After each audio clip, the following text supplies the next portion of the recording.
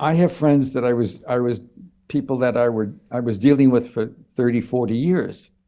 That, people in America, when people retire, they still are called upon. They're asked to come in. And this was Biden wanted an option to blow up the pipeline. And why did he want that? He was afraid that at some point, by September, the war wasn't looking like it's going to be anything but a draw. It's still, you can take it any way you want it. It's still not looking like much of a victory for anybody, but the odds are the people I know who see some really interesting intelligence and are close to the military think it's all Putin's call. How much energy how much money does he want to put into it? And unlike us in the West, Putin controls his arms manufacturing. He doesn't have to get contracts with Northrop Grumman. He can just say, I want more. So he's got a lot more weapons at his disposal, a lot more troops that he hasn't put into the game. And I think at this point, it doesn't look so good. But last September, Biden's worry, as much as I can tell, I'm not in his head, the worry was that West Germany and Europe, there's no natural gas, no natural oil in that area. They've always been dependent on outsiders for their gas and oil. He was worried that Germany was under pressure to put more money into the war in Ukraine.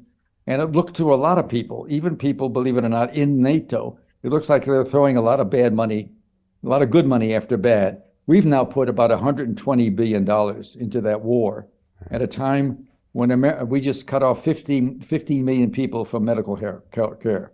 Just cut them off at the bottom. We have acute problems like certainly Britain does too. You have to subsidize an awful lot of people in your country to keep it going, particularly on energy. And so I think the only rational explanation I can get from this is that Biden's fear is that Germany at some point may choose to keep gas going in lieu of supporting the war. And so he didn't give him the option. If this is so, this will play out very badly this winter. Europe had a very mild winter, but still prices for energy have gone up astronomically in Germany. And if you're a major, let's say a company, a construction company that's got a big project, you're out of Bonn or maybe out of Berlin, you got a big project in Munich, you're going to build a big housing complex. You have to think, I can't factor in how much my energy costs are going to be. So this stalls a lot of business. And look, the people in Europe are much more interested in this story than you might think. I mean, I don't do politics and I'm not going there to do speeches, but there's a lot of concern about what happened. And so far, the German government has gone along with the American notion that we don't know nothing. And it's been a sad sort of story for the media because they simply don't want to get around the idea that a president, and this in America now, we were terrified by the Trump administration. And so if you want to know what I really think my guess is Biden's certainly going to run again. He'll be 86 when he's done. And I think if anybody's got a shot at being the next candidate, it's Trump again. Yeah. If you're going to charge him with paying money to pay off, some babe, you're talking about something that goes on a lot more than we want to talk about. You're not going to get this guy in that case. In fact, you've made a lot of money for him and a lot of voters. So I don't know what's going to happen with him. He's a unique individual. I don't like him very much. On the other hand, a lot of people in America do. And right now, Biden's among the Democrats, he's at 32% in terms of wanting to run again. So we're looking at a real crisis in politics here. And so there's just been a wall.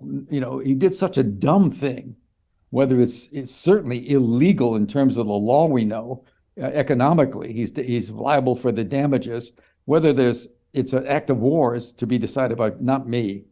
But the resistance to the story, as you know, we talked about it when I was on your show a few weeks ago, maintains strong.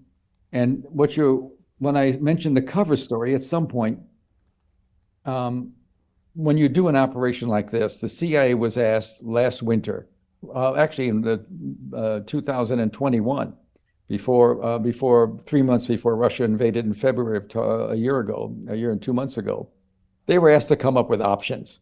So what can we do to forestall them? And there were meetings, and I described them in a lot of detail. And one of the options that emerged is blow up the place. And the CIA was given that assignment. Other agencies were involved too.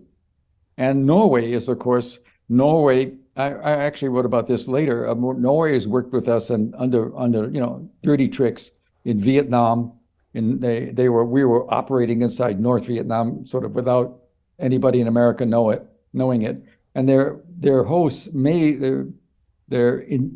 the corporations that run some of the largest private merchant marine ships have also done things for us. We just have a long relationship. It's got a 1,400-mile border along the Atlantic Ocean. It goes all the way and meets Russia at the Arctic Circle. And way up north, we've probably put, if not $500 million, more than $1 billion worth of new bases. We've upgraded air bases. We built a new it was a closed submarine base they had Norwegians used in World War II. We rebuilt it. We put in a more advanced radar. We monitor Russia we made Norway a #1 target for Russia too, by the way. But the Norwegians are great sailors. And the first thing that the CIA team that was involved was to head to Norway, because we don't know much about the Baltic Sea. And the one thing about the Baltic Sea that makes putting a mine and blowing up a pipeline under the water is there's no gas and oil there. So what do you do? If you're an American ship, you suddenly show up and a bunch of divers jump in, and a week later something goes off. I mean, that can't work. So it's complicated. And the team ended up thinking, people in the intelligence profession, I'm sure you know some people from some of your 5 and 6 people, they're pretty smart people. And in the end, even though they did what the president told them to do, they began to like it less and less. It didn't make sense, because the option of blowing up a pipeline, and first of all, how do you hide it? I mean, how do you hide who did it? And so here we have the United States of America now in the position, and of course, what they did is they built a cover story. So Jim Rickards has just recorded a video that's not available to anyone in the public, and he's going to be talking about how this upcoming recession is going to be fast, it's going to be bloody, it's going to be nasty. But at the same time, he's going to show you how you can position yourself to profit from all of this chaos. Now, we've made this video only available to our viewers. Go to londonreal.tv/Jim. Watch that immediately. I can't say enough good things about Jim Rickards. He understands the global economic system better than any guest I've ever had on London Real. His predictions are almost uncannily true, and you can learn how to profit from his vision, from his expertise, and his understanding of economics. So go to londonreal.tv/Jim or click the link below. It's an excellent, excellent look on what's going to happen in the future and how you can position yourself to profit from that. Jim is one of the best in the business, one of my favorite guests on London Real, and he's very, very good at predicting the future and showing us all to profit from it. So click the link, and I hope you enjoy.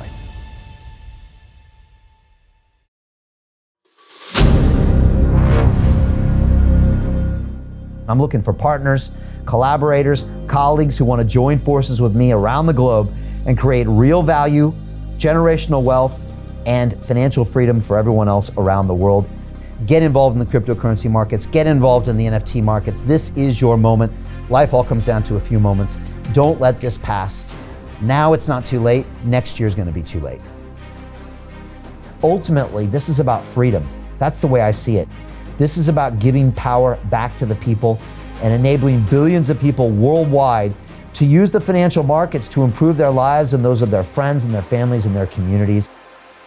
Honestly, I think it's a violation of human rights not to allow people basic access to financial services.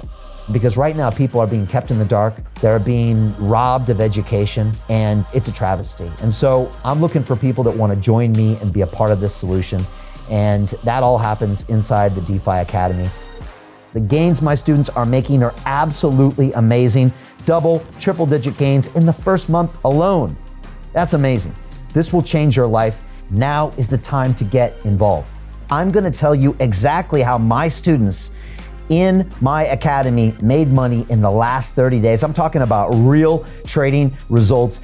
And let me just whet your appetite a little bit. Let me hit you with some numbers. I'm talking Brendan from New Zealand is up 68.77% on the month.